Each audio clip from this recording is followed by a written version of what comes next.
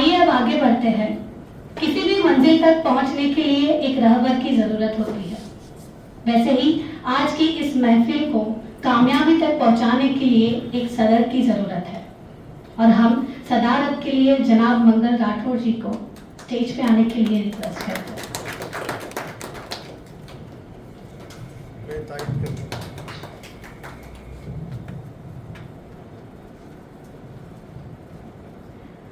जनाब मंगल राठौर जी गुजराती लोक साहित्य और लोक संगीत में खूब जाना पहचाना नाम है और हाल फिलहाल में वो GTPL की 3 चैनल के प्रोग्रामिंग हेड के तौर से अपना काम बजा रहे हैं। अब मैं श्रद्धा रामानी जी से रिक्वेस्ट करूंगी कि वो स्टेज पे आए। श्रद्धा Ahuja Ramani, she is an author, educationalist based in Ahmedabad.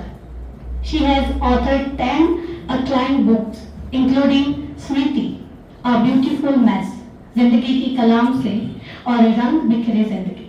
तो जोरदार तालियां हो जाए हमारे सदर के लिए।